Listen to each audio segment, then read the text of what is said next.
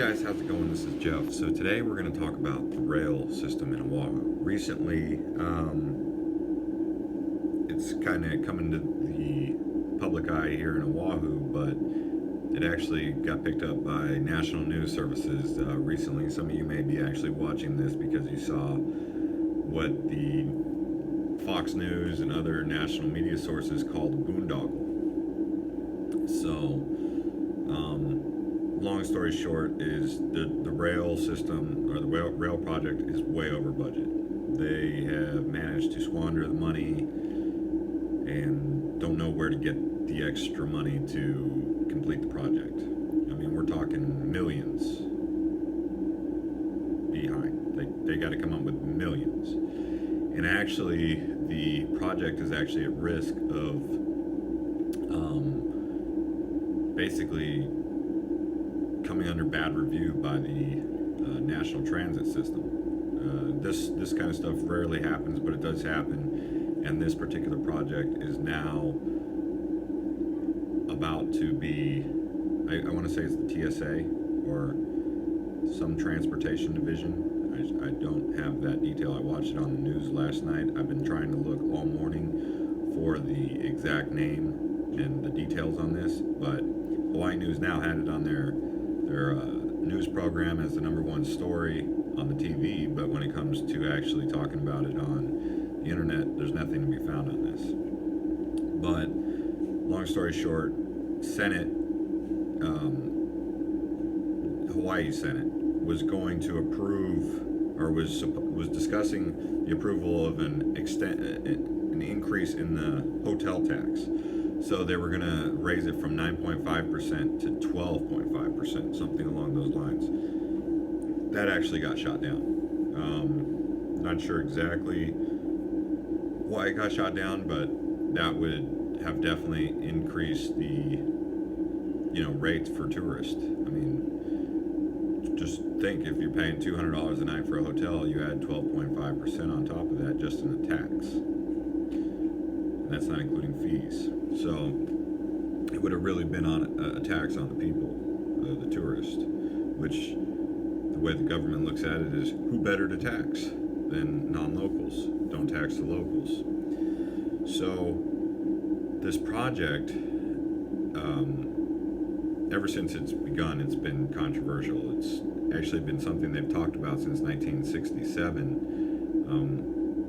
to address a couple things, but mainly because Oahu or Honolulu has the second worst traffic in the nation. So in 1970 they tried to do it. In 1992 they tried to get congressional approval for a $618 million project. 2003 they tried to do it. Then in 2008 FTA and voters approved the rail transit project. This rail transit project is supposed to, let's take a look here. It's supposed to improve traffic, improve access, connect the towns for employees, be better on the environment, but to the contrary, people are saying it's going to be a financial burden. This was back in 2008. They were saying this: a financial burden, negatively impact the environment, won't solve the traffic problem in Hawaii, and so it's had that kind of stigma basically from the get-go. People are just against rail. I think it's a good idea that it happens. However, I do know that straight up, I'm not going to BS. We all know how government messes things up. In this case, something about Hawaii's government is inept. It's just never really been the best government system. Could be corruption, could be special interests, could be ignorant, it could be, just a lack of brain power. I don't know. But at the end of the day, it's a whole bunch of finger pointing. So you have, here's one of the more recent articles. The story about cost overruns Honolulu's rail system. And this was the conclusion of recent reports, with the system years behind schedule and billions over budget. So billions. I said millions, it's billions over budget. Billions. How do you go billions over budget? Billions over budget.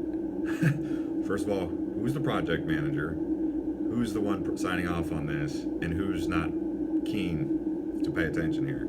That's what I want to know. I want to know who those people are. It says, critics are calling it nothing more than a boondoggle at taxpayers' expense. Fox anchor Heather Childer said, some say the bad publicity from the Fox story urged President Trump to cut off the project, could hurt the rail project at a critical time. So this is also coming at a time when Hawaii has rebelled against the Trump administration's policies, and it's actually kind of a problem. It's causing a problem for Hawaii, really, in general. So one judge, when President Trump tried to put a temporary hold on immigration from nations known to be overrun with unfriendly sentiment about the United States, President Trump put a 60-day ban, I believe, on it, saying that until we can put a system in place to effectively, he used the word vet, the immigrants.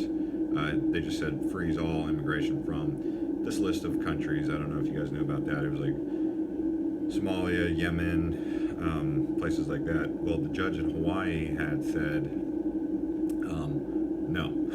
He said, no, we're still going to take refugees, or we're still going to take people under the current protocol, and that upset a lot of the Trump administration, and it's kind of going along the lines of, well, if you want federal funding, you got to play by the rules of the Fed, or get cut off. And I think in this case, Hawaii rebelling against the federal government, in this case the Trump administration, is having a negative effect on projects like the rail and other social programs where, you know, they could start cutting off federal funds, and that would be just disastrous for Hawaii, because it's just, you know, there's got to be some sort of mediation, and it looks like the rail program is suffering because of this. Rail officials must provide a recovery plan to the Federal Transit Administration, so it's the FTA.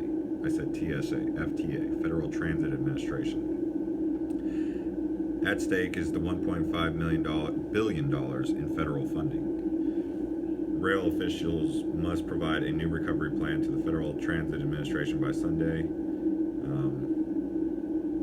So this is where we're at. You know, it looks like we're dealing with terrible money managers. I mean, $1.5 billion to be $1 billion over budget. That's, I mean, I said millions earlier in the video. I didn't realize it was billions. I did think it might be billions, but I thought to myself, there's no way you could be billions over budget and not even be done. So, yeah, I'm actually, it's terrible. Billions. It takes, in order to get to 1 billion, you have to hit 1 million 1,000 times. So, and many of you probably will maybe make $1 million in your lifetime, I guess you could say, right? If you're lucky.